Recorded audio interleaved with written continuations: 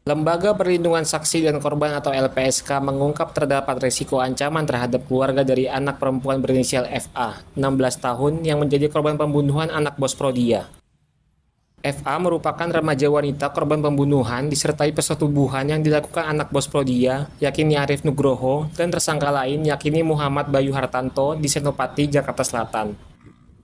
Wakil Ketua LPSK, Susilaning Tias mengatakan, resiko ancaman ini karena tersangka diduga kuat merupakan orang yang memiliki kekuasaan untuk mempengaruhi jalannya proses hukum. Terlebih, dalam proses hukum ini, terdapat pelanggaran yang dilakukan sejumlah oknum anggota Polri, di antaranya mantan Kepala Satuan Reserse Kriminal Polres Metro Jakarta Selatan, AKBP Bintoro. Sehingga dikhawatirkan keluarga korban tidak dapat memberikan keterangan sesuai fakta saat dihadirkan menjadi saksi perkara pembunuhan sang anak di Pengadilan Negeri Jakarta Selatan. Resiko ancaman ini juga berlaku bagi remaja perempuan berinisial AP, teman korban sekaligus saksi kunci kasus yang berada di lokasi saat korban dibunuh pada sebuah hotel di kawasan Senopati, Jakarta Selatan. Bu, ini kan kasusnya informasinya dari penyidikan kepolisian ada pembunuhan, pemerkosaan, dan narkoba sama senjata api, Bu ya. Sebenarnya untuk kasus seperti ini bentuk perlindungan apa yang bisa diberikan LPSK terhadap keluarga korban, Bu? Ya, kalau berkaitan dengan kasus ini maka memang ya sepertinya ada potensi ancaman terhadap yang bersangkutan atau keluarganya ini ya, maupun kepada saksi korban yang selamat itu ya.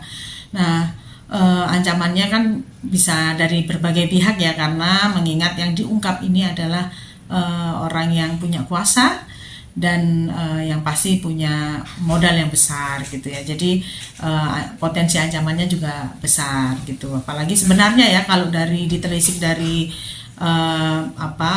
proses kasus ini ya, atau kejadian perkara ini, kasus ini sendiri ya, itu kan ada kekerasan seksualnya. Kalau dilihat memang sepertinya ada eksploitasi seksual, yang ini eksploitasi seksual terhadap anak ya, yang ini tentu melanggar Undang-Undang Perlindungan Terhadap Anak dan Undang-Undang TPKS, tindak pidana kekerasan seksual.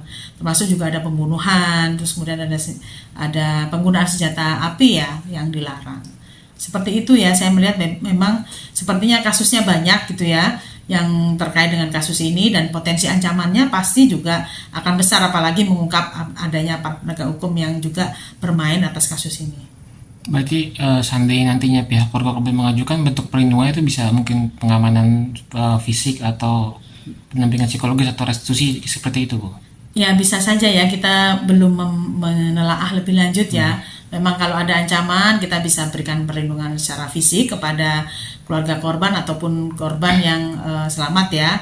Nah, termasuk kalau memang korban dan keluarganya ini masih membutuhkan trauma healing ya, karena mereka mengalami trauma akibat peristiwa ini juga kami terbuka saja. Jadi LPSK sampai sejauh ini masih berkomitmen untuk membantu memberikan perlindungan dan bantuan kepada saksi dan korban, seperti itu.